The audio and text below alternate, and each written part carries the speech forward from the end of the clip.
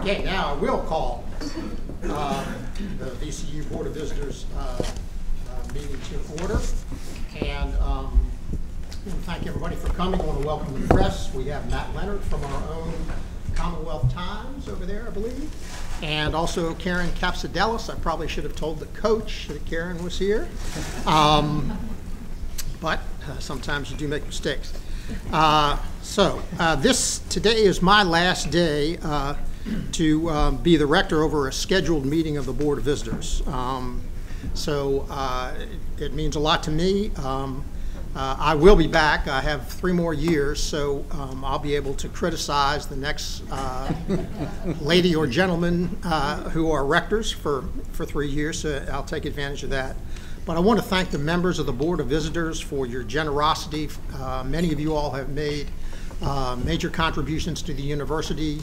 I really, really appreciate that. I want to thank you all for your cooperation, for your participation, not only in these board meetings, but in some of the events that we've had that have involved students and faculty and various visits to various places, and it's been great to have as many board members who could come out to come out.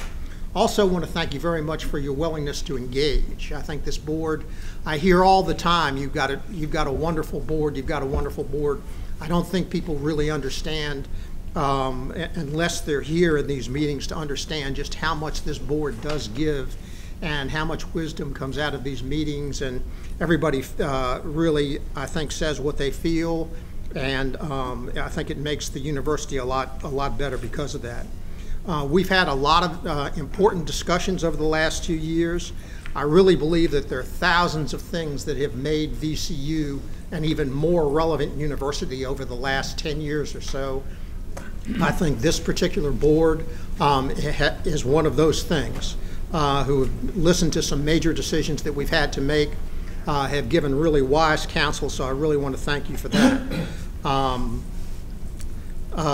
Bill Royal, I want to thank Bill, who's been my vice rector for the last 2 years. I hope to pass this gavel on to him very soon, at the end of June. He has, on more than one occasion, called me up and we've had some great heart-to-heart conversations. I think everybody knows you always need a really good friend who will talk to you and you can talk to in any way, shape, or form, and Bill has been that person for me, and I can't tell you, Bill, just how much I've appreciated that. I want to thank, it's terrible when you use names, but there are just a couple of other people. I want to thank Matt. He's only been on board for a year, but he brought an enormous amount of energy and a lot of ideas, and has really, really done a good job helping me in terms of the management of the board. Brian has always been a fantastic assistant to the president. I interviewed Brian, and we had a great conversation. I knew he was the right guy. He's got maturity beyond his years, and I know just because he's got a little gray hair, you might think that that's a silly statement, but it's not. He's a very calming voice. And he has really been a great contributor to everything that we've done. The real secret sauce in being the rector, though, is Laurie. I'll tell you that right now. Laurie has done a tremendous job working with me, saving me countless times from embarrassment and problems, and always being there to sort of, if I fall, she picks me up. And that's been great. She does a lot of work behind the scenes that, unless you're very actively involved with the administration, you would never see. But she's personally responsible for a lot, not most of the good things that go on here. Last but far from least would be Dr. Rao. I've come to appreciate him even more over the last 2 years. I hope that he would consider me my friend. I think we're friends. We've had some great conversations. He is one of the most coachable men I've ever met in my life. He parks his ego at the door. He is the definition of team. If you look that up in the dictionary, you can see Mike Rao's picture. He believes in a team. He likes being a member of a team. I think he likes being captain of the team. But he does a great job, and he gets the right people involved, I think, in the right decisions. He asks for advice, he gets input, but at the same point in time, he has no problem making decisions, the easy ones, the tough ones, and whatever comes across his desk.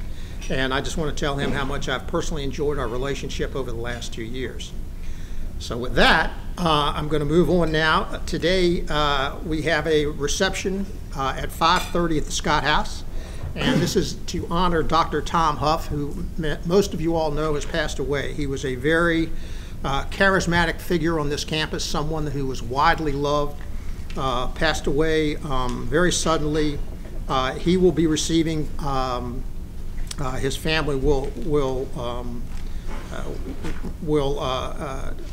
be there to receive the Presidential Medallion tomorrow, and this reception is really in his honor. Members of his family will be there, so you know, all of you who can join us, please do. Even if you can just drop by for a drink, that would be fine too. Would love to have you. Remember that tomorrow is graduation. I hope everybody is planning to come.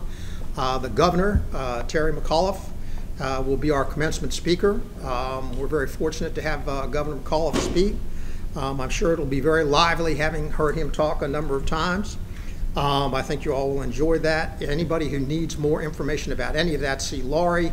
It is at the Coliseum. Parking is always a challenge, but I think Laurie is, we're going to park in a different place than we normally do, but I think we'll be in pretty good shape. Last thing I want to do is just thank everybody who came out in March for the joint retreat that we had with the Medical Center. I thought that was a good evening. And then the next day, the members of the Medical Center board had a really very interesting retreat. We used a lot of high-class electronics, which was neat to see. Speaking of that, I think I was supposed to say in the very beginning that we are being broadcast right now. So just so that you know that, we're being webcast, which has become now our practice as long as we're in open session to do that. So let everybody know that. Okay, that's my report, Dr. Rao. I'm going to call on you for your report. Bill, thank you very much, and thanks for your kind words. I do look forward to commencement tomorrow. We have 5,000 students who will be eligible to graduate. I see that really as a beginning rather than as an end for us and them, and that as they become alumni, they truly step out into their leadership roles and go out and make a difference in the world that we hopefully have had a hand in helping them prepare for. And I'm excited about seeing more and more of those who graduate, and Marty has been a big help in that regard. We have found ourselves all over the country recently, and we're going to go even farther this summer as we reach out to our alums who are very interested in their alma mater and wanting to stay more in touch with what we're doing. I also want to second the comment that Bill made with regard to the retreat. I thought it was very helpful, very constructive.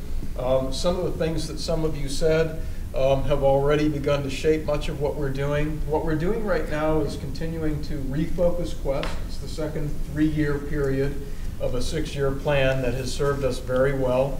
Lots of great things have occurred in the course of the plan. I'm very, very pleased with the good progress that my colleagues have been able to make in terms of working together to help improve graduation rates, to close the gap in terms of graduation rates for minority students, something that's near and dear to my heart, and so many of the rest of you as well, I know.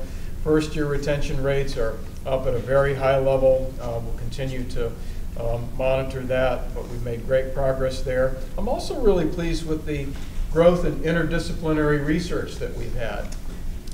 We've seen tremendous growth in research over the years, but much of our growth recently has really been interdisciplinary in collaboration across various disciplines, something important to us. We're also now pleased that we're one of the top research universities as measured by several agencies, including the ones that we think are most credible. So I'm really pleased with that. I want to tell you there's a lot to celebrate, but there's an awful lot yet to do. So Gail Hackett, you and your team, specifically John Wensick, who is over here. John, who was interim provost, did a wonderful job just before Gail's arrival of gathering together lots of folks at the right kinds of tables to talk about really which are our priorities. We had to make some choices with respect to the rest of Quest and how we would do, how we would invest our resources. And so you even had an electronic forum and a public comment hearing session, and I want to thank you. And Gail thanks you for the opportunity to implement much of that as well, which she will do very well. She's off to a wonderful start. And I just want to show you with the handout that you have how this has come together thus far. And just to give you a very, very brief summary, you can read for yourselves. It's obviously gone to 3 themes from 4. The themes are really around the one that you can read, number 1. That's really about authenticating our strength and quality and the types of experiences with academic programs that our students have. And of course, it's really geared toward the success of our students and the completion that our students enjoy. And I might add to that with regard to some of the things I said in the State of the University address that I was privileged to deliver. It's about all students and making sure that all of our students can be successful. The second theme is really geared more than anything around, along with the third theme, around how we make it real. So we are a research university, we have our own brand of research, but how do we make it real? A lot of that is through the third theme, which used to be the fourth theme, and that is our engagement with our community. Richmond needs us, we need Richmond. It's really important that we be a catalyst in making a lot of the changes that most of our people know need to happen in our great city. So Richmond has a lot of great things going for it, and one of the continuous pieces of, one of the continuous opportunities, I think, is this university, and the need for us to really be thoughtful about accelerating some of the progress that we need to make in the future. The other thing that you'll notice is that we've streamlined the goals. You might remember in September of 2011, I think it was, we had 27 goals that we presented to you. We're now talking about just having 8 in the refocus plan, and as we refocus those, you'll have a much clearer sense of where those really narrow down and become more specific. But just to give you an idea and a bit of a sketch around where we're headed with that, it will of course be focused on the recruitment and retention of faculty and staff, and it will also focus on our continued recruitment and retention of our students as well, who will continue to graduate at higher levels. Timely graduation, lower student debt is another important priority that we have specifically identified. And we, of course, want to continue to focus our research in a way that will enable the university to really be confident and conscientious about making sure that our research has relatively immediate impact, a short timeline to the benefit of human beings who need us to do the research that we're doing. Of course, that works really well many times in the context of human health, but let's, we're going to continue to look at it in terms of all of the ways in which the human experience exists. And that includes in a creative context and certainly in a scholarship and thoughtful context as well. We will continue to focus on community engagement, needless to say, and really pleased that we are beginning to narrow our focus with regard to how we define community engagement, specifically with regard to the most critical needs here in the city of Richmond, and let me just say the Richmond metropolitan region, because we're proud to be a part of all of it, and we're very proud to be a part of the Commonwealth, but our immediate impact will be here. In the meantime, there will be a lot of process-related activities that I won't bore you with, but I will tell you that we're going to seek from you some additional feedback. We'll send you an email to try and get your feedback on that. But we also will come back to you in September for input on the strategies and some of the proposed metrics that will be accompanying many of these goals and thematic areas that I just outlined. So you cannot have a strategic plan without resources. You know that we've been working on a budget model to help provide greater alignment between our strategic plan and the resources that will drive that strategic plan. Meanwhile, we do have a focus that we will include in today's session in which we look at a 2015-2016 proposed budget. It does reflect the highest priorities of Quest. It will include a proposed action with regard to tuition. Our top priorities are going to sound very much like what you just read here and very much like what I just shared with you moments ago. Teaching and research faculty will be at the top of the list with respect to trying to identify and properly acknowledge and reward those achievements that are central to our mission. We feel that we're at a competitive disadvantage at this point. We need to address that, so we will. One of the things that came through in the legislative session that I'm very pleased about and very grateful to our legislative leaders for is our ability to do a little more with teaching and research faculty members. So we are going to be doing, we created a pool of 4.5% performance-based pool for our teaching and research faculty members, in addition to the 2% that everyone else is going to get per the legislation that was passed and the governor has signed. That will be a part of the budget. Another part obviously really focuses more centrally and more directly on student success. Financial support specifically for our students is a part of that. There will be some initiatives with respect to digital engagement. You might remember that was a part of our quality enhancement plan anyway that we made a commitment to. Campus safety is included. There are some innovative academic program initiatives that are also included. And of course, we're going to continue to advance interdisciplinary and translational research. We need to do some work with optimizing our supportive infrastructure at the institution. There's a lot of not so fun to talk about, but essential level infrastructure that has to be dealt with around Title IX. Very important with respect to the commitments we make when we say we are a public institution committed to all human beings and their conditions and protecting their rights. Human resources and, of course, maintenance, something that we talked about in the Finance Committee. Very important.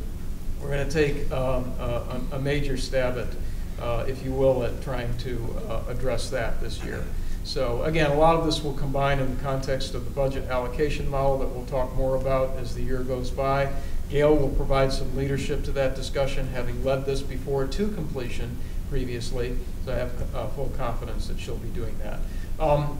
Bill Decatur will be talking a little bit more about specifics relative to this, although he went into some significant detail at your March retreat, and then of course he just finished going through a lot of that again in the Finance Committee. So FBI committee, so it may be that you will have a relatively abbreviated version of this for the 4th or 5th time. And let me just say that since I'm talking about Bill Decatur, this will be his last meeting too. It is with tremendous disappointment, but also gratitude and also some happiness for him personally. Bill is a friend. He's one of the finest CFOs with whom I have had the privilege of working over my last 21 years. Bill and I have met each other many, many years ago, then didn't see each other until he came back here. I'm glad that he did come back here. It's hard to believe that it's not even 2 years, because Bill, with the volume that you have accomplished in that short period of time, your ability to just say it really in a straightforward fashion and put it on the table and tell everybody what they might not want to hear has been good for all of us, and we're really grateful to you for that. And I'm also grateful that you'll have an opportunity to be closer to your family, not just your children, but your grandchildren now, and of course your beloved spouse. And we're disappointed that you're leaving, but I'm happy for you personally, and I'm also grateful for what you have been able to accomplish. You've done a lot in 2 years, and I thank you. I also want to acknowledge and thank Jay Bonfili, who may not be in the room, but he has agreed to be the interim, and has great experience, and I think will provide a great complement. But if you will just help me in acknowledging Bill and thanking him for fantastic service.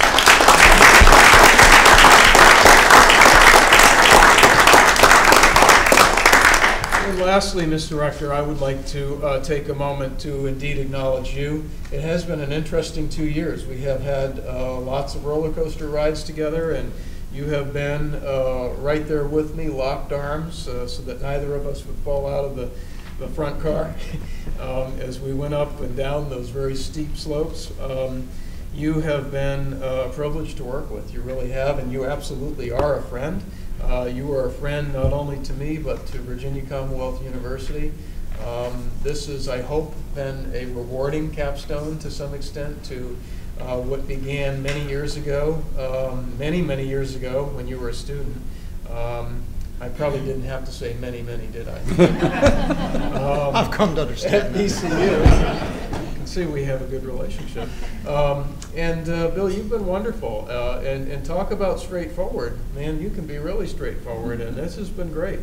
You have been really good about getting right to the point when we have needed to do that. You've also been tremendously courageous through what I thought were some really difficult things, communications that needed to occur, but that only a rector could deliver, and I appreciate that. You've been a great champion of Quest. You believe in our students. You know our students. You connect with our students.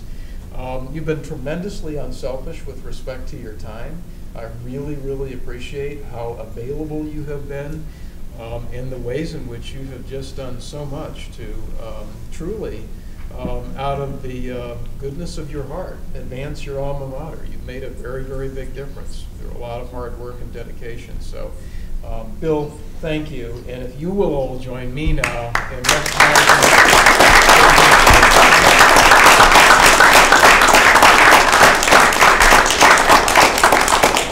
And like Bill, I would like to also recognize Bill Royal for being an unusually engaged, strong vice rector.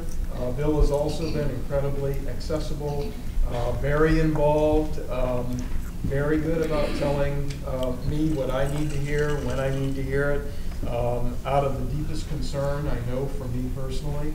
And we watched each other from a bit of a distance before you came on the board, and to have you on the board has been wonderful, but to have you as vice rector has been even more wonderful. And I really appreciate you. You're a true friend. You have your heart in the right place, and you're always, always, you always land in the very best of places. And I want to tell them in front of you, you in front of them, I should say, things that I say to our students all the time. People noticed how successful you were recently, and I think you'd always been successful, but it became more public. And what I'd like to say, Bill, is, because you deserve to hear this in public, there are a lot of us, and particularly a lot of students at Virginia Commonwealth University, who are, just like you were, a student at Virginia Commonwealth University, and they hope to be as successful, but also as wise. You carry a tremendous sense of wisdom.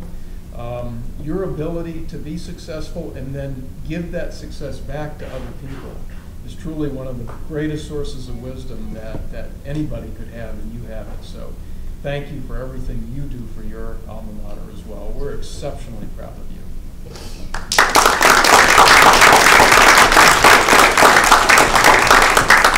And with that, I conclude my report, Mr. Rector. Thank you for indulging me. Okay, thank you, Dr. Rao. Okay, we'll now have the committee reports. Ms. Stone, do you have a report from the Academic and Health Affairs Committee? Yes, Mr. Chairman, thank you.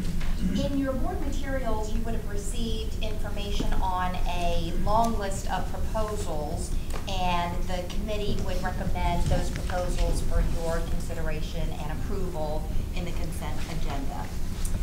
Dr. Hackett, our provost, reviewed progress on the newly revised metrics for our committee dashboard, and we're continuing to see a lot of positive results with that.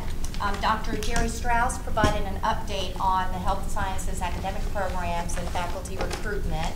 He shared plans for the new School of Allied Health building, which are underway, and also shared his continued success in attracting an outstanding group of new hires for the health sciences programs. We're really excited about some new additions. Dr. Chuck Klink provided an update on the work of the Honor Code Committee, and we anticipate seeing a new honors policy for board approval in February of next year. We also recognize Dr. Napoleon Peoples, the Associate Vice Provost for Student Affairs, for his 45 years of service as he prepares for his retirement from VCU. And Dr. Peoples is with us at the meeting today, so please join me in congratulating Dr.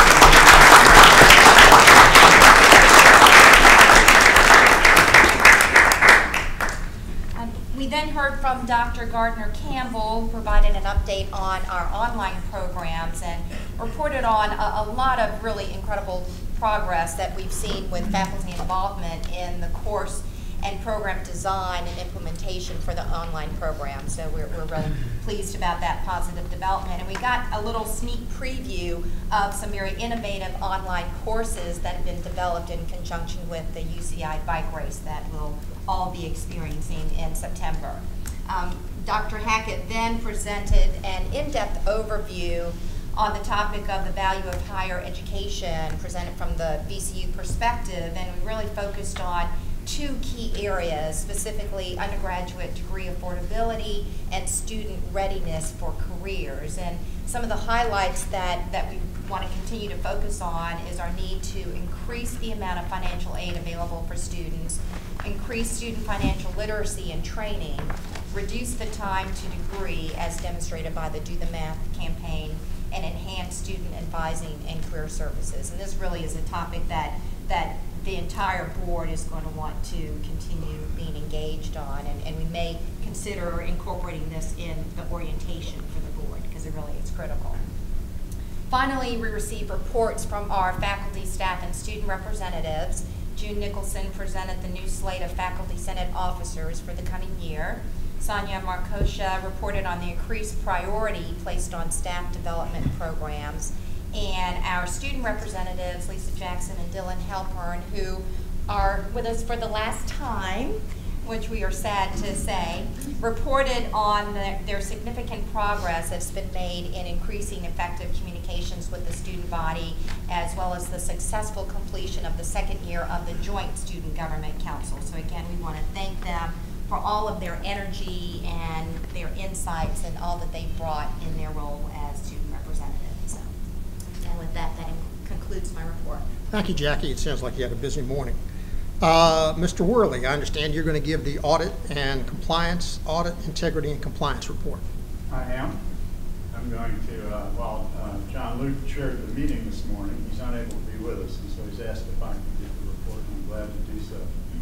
In open session, the Audit, Integrity, and Compliance Committee had a full agenda with 9 agenda items, including 3 action items for the board's approval. The action items included the annual audit work plan and compliance initiatives, which were presented and reviewed by the committee. The committee charter and meeting planner had only minor changes, which were reviewed and accepted. Karen Helderman, audit director with the auditor of public accounts, discussed the planning, timing, and scope of fiscal year 2015 financial audit. Next, the committee reviewed the current status of dashboard measures, which remain consistent with the prior period. The enterprise risk management program continues to move forward. The steering committee has reviewed the risk mitigation plans and performed a prioritization of the enterprise risk based on these plans. A heat map of the risk was shared with the committee. The progress of the Data Integrity Management Council, task forces, and ongoing communication efforts of effective data management was presented. For the last agenda item, Jacqueline Aniska presented results from the recent Integrity and Compliance Culture Survey and data analysis. The survey focused on ethical and compliance issues, as well as awareness of available resources and willingness to report known or suspected misconduct. Ms. Niska highlighted the trends, patterns, or practices from this year's data compared to prior years. And that's my report, Mr. Chairman. Okay, thank you very much, Steve. Mr. Farrell, do you have a report from the Finance, Budget, and Investment Committee? Mr. Rector, I do. We had 10 action items and several information items. We considered all these items and have recommended all of them to the board. I'll give you very small, limited highlights on them. They're all in board materials everyone had in advance. We do recommend the 2016 fiscal year budget, including a tuition and fees increase of 3.2%. If you include housing and dining, it's a 2.96% increase that I know that will be covered separately, so I'm not going to go into that now, other than to say that the committee considered it and recommends it in all the sub tuition actions, as well as the spending plan. We then turned to, we've been talking about creating an investment management company that would be vehicle to collect, up to the foundations, of course, to co-manage their money. Staff here created some articles and bylaws which we considered this morning, and we recommend that the board adopt those articles and bylaws as the opening articles and bylaws of what would be called the VCU Investment Management Corporation. There are board appointments that will go along with those, but those are the prerogative of the rector. We considered debt amortization, $26 million for 2 building renovations and the completion of the basketball practice facility. We looked at and approved an in-state tuition for qualifying individuals under the Veterans Access, Choice, and Accountability Act of 2014. That came to us from our friends in Washington. We looked at amendments to the 2013 master plan, including Linden Street, 12th Street, and the VMI building. It's not the Virginia Military Institute building. It's our own VMI building. We're not recommending changes to the Virginia Military Institute. We also then looked at the 2014 to 2020 six-year master plan. It's quite interesting. There's a large focus in the state budgets on STEM related activities, and they want to see more of that at the colleges in this master plan. It follows those recommendations. It's a wish list. It's got $1 billion in requests for general fund and about the same for non-general fund. There's lots of projects on both campuses. A couple examples: Allied Health Building is our first priority, $87 million. Engineering School Research Building, $86 million. Class labs, $76 million, et cetera. So at that point, we did have a discussion. Mr. Mike Frazier in particular talked about deferred maintenance as much as we have around these campuses, and I know some Bill Decatur's been concerned about the president for some period of time. We're going to try to take a more in-depth look at that. This committee will in the future, trying to make sure that we consider all of our options, including maybe not keeping all the older buildings and using them to pool together funds for something else. I mean, we don't know where that'll lead us, but we thought it's something that should be considered. We then looked at architect selections, some revisions to project plans for the DDEC and one of the building renovations. We recommend the demolition of a property adjacent to the Monroe Street campus at 616 West Grace Street. Those were all the action items, Mr. Rector. We then had a number of informational items I think that would be of interest to the board. Our dashboard is on progress. Everything is green. Investments are ahead of plan. We looked at some efficiencies in the Center for Clinical and Transactional Research. We were notified of 3 contract awards to architects for several buildings. And we had a very interesting discussion about how to fund some more undergraduate housing, particularly for freshman and sophomore housing. Adjacent to the Monroe Street campus, we don't have enough rooms for all of our incoming freshmen. We need as many as 500, probably 500 or 600. Looked at one building that you could tear down. You lose 800, but it would be a 1,400 bed facility. And we're looking at different ways to fund that without taking all of it, burdening our VCU's balance sheet with all the debt that would come associated with that. So we're looking at staff is looking at some public-private partnerships. They put out an RFP, got 14 proposals, and they've winnowed that down to a few, and they're going to be interviewing those. Could be a very interesting way for us to go forward and able to leverage more of our own assets. Pam Lepley gave us her views of the JLARC requirements that have been imposed on the board that we have to come to us from our friends in the General Assembly that we'll have to deal with. And then we looked at some capital projects. All are on schedule for the fall, except for the Institute for Contemporary Art, and that'll be delivered in 2016. They're looking at some change there. And then we had some written reports that were defaulted to questions. That's all I have, Mr. Rector. Happy to answer any questions. Questions of Tom? Also had a busy morning, Tom. Speaking of busy, Mr. Royal, I understand you're going to give 2 reports, the Governance and Compensation Committee and also the University Resource Committee. Well, I would like to do that, but I've handed off the resources I've handed it back to the chair. Okay, oh, Nancy, okay, great. But I'd be pleased to report on the Governance and Compensation Committee. I must say that I'm speaking for the committee. We feel like slackers after hearing Mr. Farrell's full report.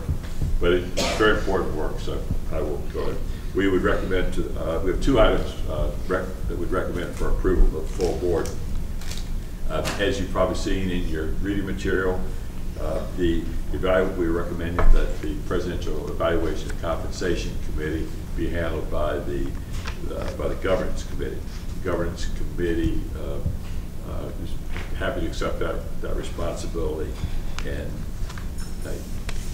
it makes a lot of sense, because in the past, when the director was appointing the Presidential Evaluation Committee, those may or may not be the folks that had to implement it going down the road. So it's a much better situation. The second thing is some changes to the dashboard, calendar, and charter. The main items in there is that enrollment management and research will no longer report to 2 committees. They'll no longer be reporting to the Governance Committee. So we picked up some additional work with Presidential Evaluation and Compensation, and we're dropping off some other oversight responsibilities for enrollment management and research, and we recommend that you approve both of those. Information items, in keeping with our new role in governance, we did have some discussions about the Presidential Evaluation policy and timeline. And Dr. Allison, along with our compensation consultants, Sullivan and Cotter, engaged in a discussion by telephone. And the committee reviewed the ways that it serves in this capacity and looked at the ways that the Evaluation and Compensation Committee had traditionally done this. The staff took some feedback from committee members and will be back to us with a revised draft, working with Sullivan and Cotter. And we hope to bring those policies back to the full board in September or December. Another update is Mr. Bunce provided us with a brief update on the work he's done with strategic university affiliations and relationships. You'll notice I didn't use the P word, partnerships. That's no longer in usage here. We call them affiliations and relationships. And he will bring a policy back to the board for review and approval in September and December. So we've a policy to guide the formation and oversight of those. Council of Chairs held a very good meeting, a good retreat in March, and the Council of Chairs is made up of the chairs of all the foundations, and this year we included their seconds as well. We asked them to bring someone else to help ensure good succession planning and sharing of information. And we're looking forward to getting together again, hopefully this summer. Mr. Conrad provided us with a government relations and state legislative update, and let us know that he's working with Chev on the design of a new statewide BOV member training. And Mr. Conrad will be in touch with you sometime in the near future to get any ideas that you may have from the training or lack of training you may have experienced. And I hope one of the things we look at is the way you do this online. It's, as you notice, just registering for it sometimes is challenging. So commend you for your effort in that area. We're looking forward to improvements. We all could use a little more training there. The other thing is, the last thing, VCU will host the House Appropriations Committee on June 15th, where Finance and Administration will present to the committee our capital priorities. And that is very exciting. So good luck with that. Mr. Director, that concludes my report from the Governance and Compensation Committee. Okay, thank you, Bill. Ms. Everett, you have the report for University Resources. I do. The University Resources had both an open and a closed session. In the open session, we began talking about our government relations. Apparently there was a reconvened session of the General Assembly, a veto session on April 15th, and I guess it's fortunate, maybe unfortunate, there were no pieces of legislation of strong interest to the university or the health system. and noted that over the next several months, they'll have at least 3 legislative work groups that will examine both higher ed and healthcare financing.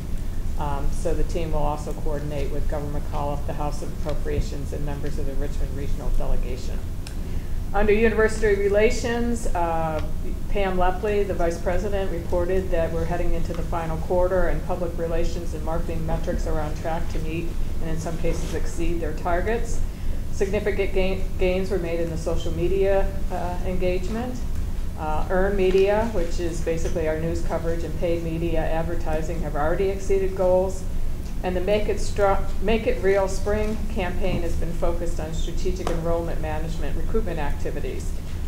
So they gave a few notable statistics: 212 scheduled campus visits as of April 1st. Our click-through rates for digital advertising are over 4 times the industry standard. Our website traffic is up 22%, and digital impressions are up at 131% of our goal. So, and the fall Make It Real campaign is in development. Importantly, we have some awards and recognitions. University Relations won the CASE District 3 Grand Gold Award for the 2014 Make It Real campaign. And the University Relations Vice President Pam Lepley was inducted into the Virginia Communications Hall of Fame. So congratulations to those folks.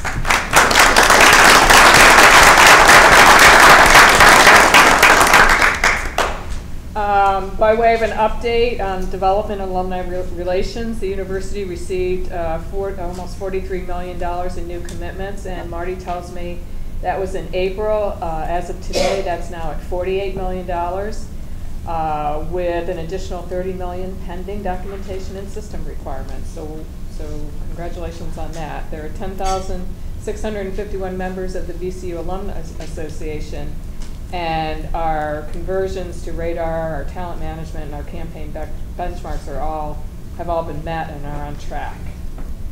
In the closed section of the meeting, the committee approved a recommendation to the board to approve the naming of. Don't talk about the closed section. We don't do that. Okay, sure. Fine. We will then move to. I guess we'll do this later then. Right. Okay. Thank you. Sorry. That's okay. So that's our agenda. Thank you. Okay. Thank you, Ms. Everett, very much. Okay. Now we'll turn our attention to the consent agenda. We have quite a few items, 29 to be exact, and I want to remind everybody, I think everybody knows this, of course, obviously, all the information on all of these things are in the board portal and MeetX, and so hopefully everybody's had an opportunity to review them and to see them and that type of thing. Obviously, we're not all on every single solitary committee, but there are 29 today. I'd ask for a motion to approve the consent agenda. So moved. Second. Second, okay, all in favor say aye. Aye. Okay, I think the motion carries. Let's see. Mr. Decatur, turn to you to give a brief presentation concerning the proposed 2015-2016 tuition and fees for the university budget plan. There will be an opportunity to ask Mr. Decatur questions at the end of his presentation. Thank you. I think the operative word, I've heard it several times, brief. So, first let me turn to tuition and fees. For an undergraduate full-time student, the increase in total mandatory fees is 3.02%.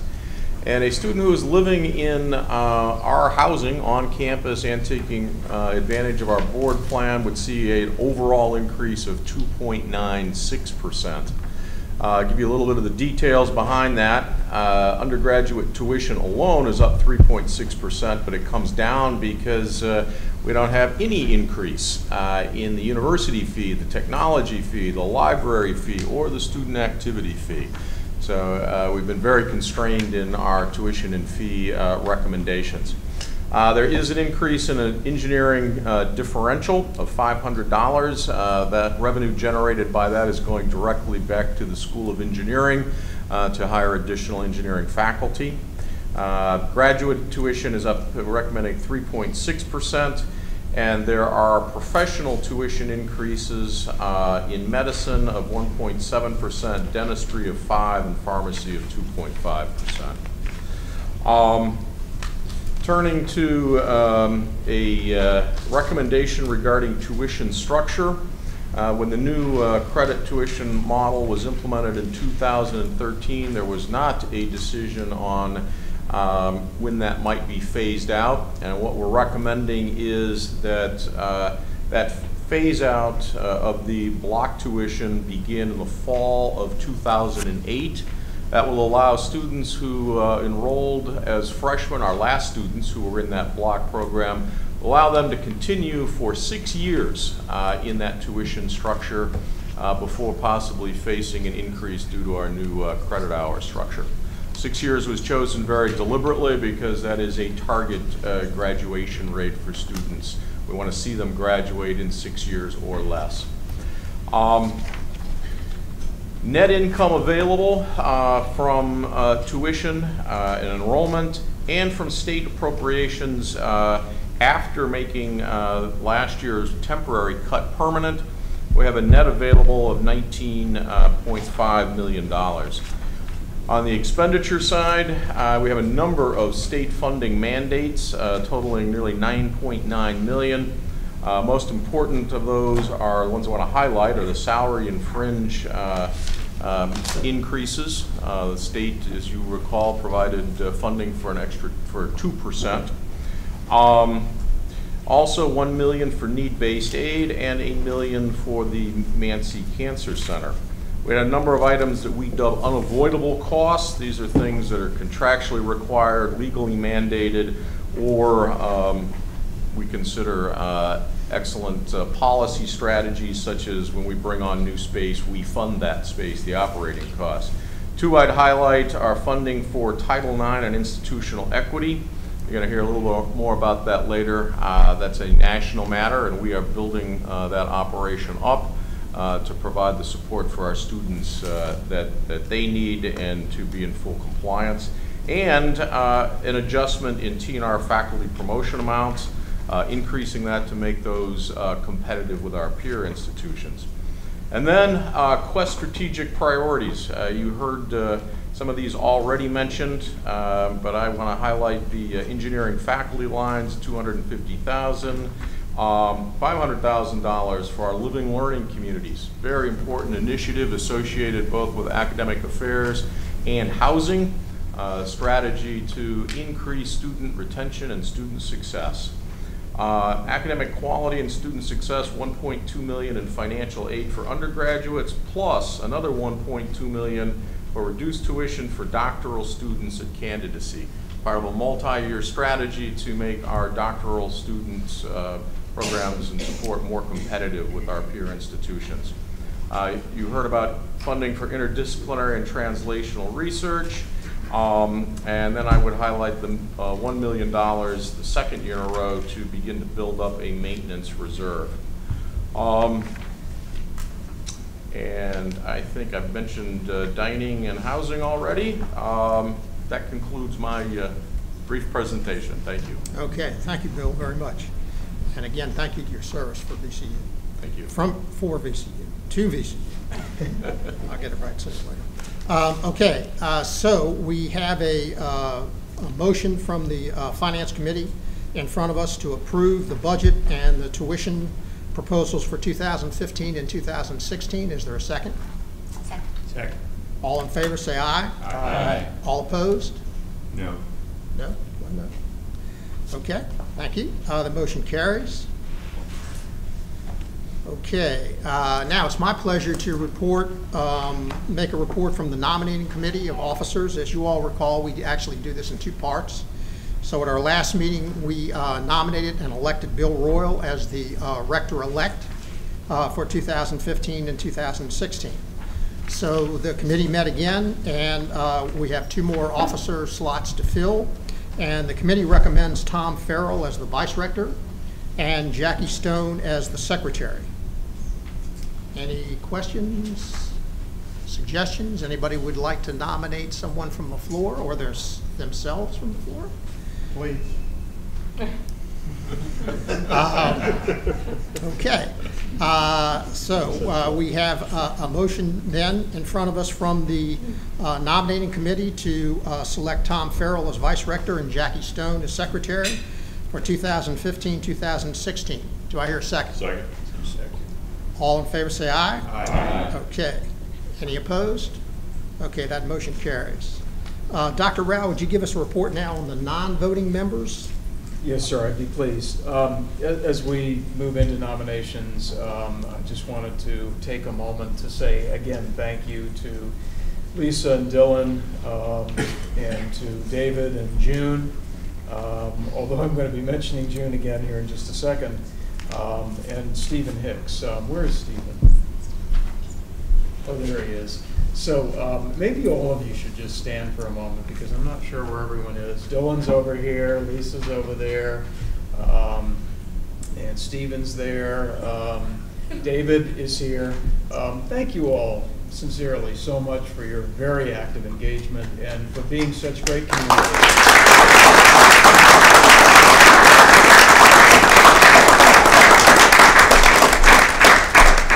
Mr. Rector, I have for you a slate for yours and the board's consideration with regard to representatives for 15-16. Our own June Nicholson from journalism. She's been a member of our faculty since 1984 and a very strong member of the faculty. The alternate would be our newly elected president of the Faculty Senate, Holly Alford, who is in the back here, raising her hand. She is a member of the faculty, my colleague in fashion design and merchandising. I was with her in New York, but about 2 months ago, something like that, with the CEO of Macy's, as a matter of fact, and highly regarded, someone who's one of our rising superstars. I'm excited about what she's going to be doing, and I love your book, by the way. I have your book on my coffee table, just so you know. Staff representatives, you know Sonia Markosha, who is, could you stand, Sonia, as well? And Sonia is in the office of the provost, a member of the staff there, a very strong fiscal expert, and a great leader of the staff senate as well. Has been a great help to us there. And then Sonia and I both were together meeting, I think it was just yesterday, it seems like a week ago, with Caitlin Bergendahl, who is going to serve as the alternate. She's a member of the staff in the School of Dentistry. She helps my faculty colleagues with technology issues and, like right now, how to overcome not being able to enter grades and things like that, which occasionally does happen. By the way, she graduates tomorrow with her master's degree from VCU, so congratulations to you. For student representatives, I'm nominating Samin Meshkin, who is not here today. He's out of town, but he's a biology major. He is a GMed, which means he's in the Guaranteed Medical Education Program. Very actively engaged. One of his real interests is music. I had a wonderful time talking with him about that. And he's also, by the way, president of the College of Humanities and Sciences Student Leadership Council. Diamond is, could you stand for a moment, Diamond? She is the alternate, but a very stunning alternate. She's a member of our student body in the School of Medicine. She has a wonderful background, just a really cool background. One of these people who really, really wanted to be a doctor, and she's going to be a great doctor. She got her undergraduate degree from VCU a few years ago, then she went and got a master's degree at Hampton, thought a lot about where she really wanted to make a difference. And by the way, she's one of our actively engaged tour guides for the School of Medicine, and she's also a curriculum officer for her class, which is the class of 2018.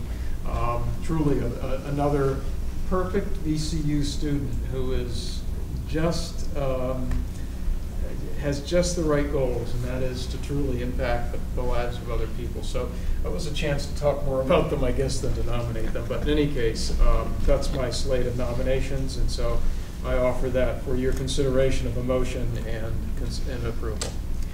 Jackie and Tom, I apologize for not doing a little bit more for you. I feel a little like I should have had your resume in front of me, something like that. So, okay, the next item that we have in open session is that item number 19 of the. So did you want to take action on that? Oh, I'm sorry. Yes, I'm sorry. Yeah, thank you very much. Yes. So we have a proposal in front of us to appoint the slate of officers that Dr. Rao suggested for the non-voting faculty, student, and staff representatives and their alternates. Is there a motion? Okay, second? Second. All in favor say aye. Aye. Any opposed? Okay, thank you. It'll be great to have those folks join us. Okay, as I said, in item number 19 of the consent agenda, and as it was presented to us, I believe, at our retreat, and then again at the Finance Committee meeting today, we have entered into our beginning to establish a VCU Investment Management Corporation. And as part of the organizational structure of that and the governance structure of that, the Board of Visitors will appoint 2 people to serve on that board. And that does not mean 2 members of the Board of Visitors. This board will be made up of very highly skilled people in the investment area.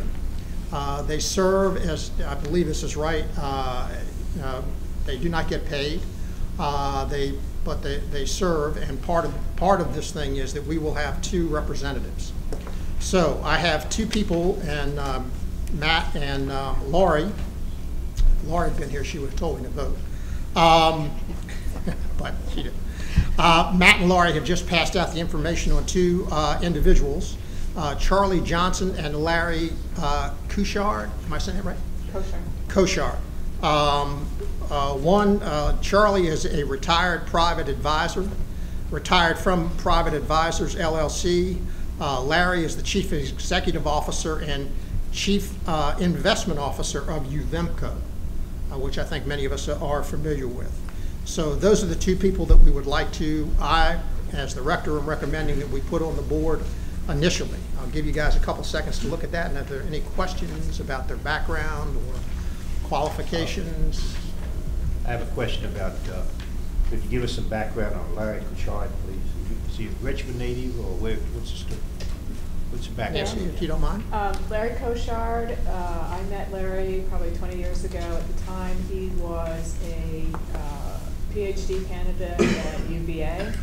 He served on the investment committee of the Virginia Retirement System, and then I hired him to work at the Virginia Retirement System, which he did for 5 or 6 years. He then moved on to become the Chief Investment Officer of Georgetown in their founding, similar to what we're doing here. The founder of that investment management organization at Georgetown, and then I believe 3 or 4 years ago was hired by UVA in Charlottesville to be the CEO and CIO of UVMCO. I don't think he's a Virginia native. I know his graduate work was done at UVA, but he's lived in Charlottesville with his wife and his 3 children for the past, I would say, 20 to 25 years. What did he do at Georgetown? He was the Chief Investment Officer. Chief Investment Officer? Yes. Okay. Of the endowment. Okay. PhDs in economics. Yes. Other questions about these individuals? Okay, if there are no more questions, I'd like to ask for a motion that we. So moved. Second. Okay, all in favor say aye. Aye. Opposed? Okay, motion carries. We've nominated those 2 individuals. Okay, is there any new business to come before the board in open session? Okay, I'm going to call for a 10-minute, please, let's try to keep it to 10-minute break, and then we'll go into closed session. Thank you.